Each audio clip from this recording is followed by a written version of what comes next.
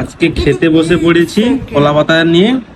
আর এই টুকটুকি কি রান্না করছে, ঘাস পাতা কি রান্না করছে, আর ভাত কোথায়? আজকে এটাই খেতে হবে। মানে আজকে ভাত খেতে পাবো না, এই ঘাস পাতা খাবো নাকি? সব সময় তর্ক করলে হয় না সবজি বিষয়টা, আরে- বুঝতে হয় কি ব্যাপার। টুকটুকি দেখো আজকে কিচ্ছু রান্না করে খালি পাতা, শুধু এই কি একটা ঘাস পাতা রান্না করেছে। তোর কে খাবে এগুলো? তুমি খাও। এক হাতে দিবে এগুলো এরকম করছো নাও, তুমি কবে থেকে এই নাও নাও তুমি খাও, তুমি এই ঘাস পাতা খাও, খাও দেখি না। কবে থেকে এরকম অখাবো তুমি? কেন?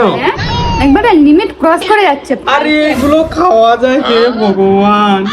খাও এইগুলো খাও, এইগুলো খাও। আর ভাতটা কিছুই দিব না আজকে, এইগুলো খাও দিয়ে পড়ে থাকো। এগুলো গিয়ে পড়ে থাকতে হবে। মানে ভাগ্যি ভালো জানিস তো তোমাকে যে এটা রান্না করে খাওয়াচ্ছি। দেখেছো, বিয়ে করে এই ঘাস পাতা খেতে হবে আর ভাত খেতে পাবো না।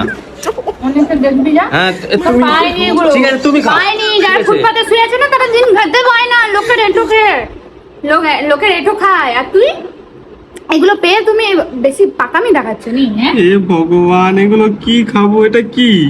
কত টেস্টি হয়েছে খেয়ে, ঠাকুরকে আমি ভোগ দিলাম। এটা নিম গাছের ডাল নাই? আর এটা হ্যাঁ? এটা নিম গাছের ডাল, কলা গাছের, এটা কি ডাল?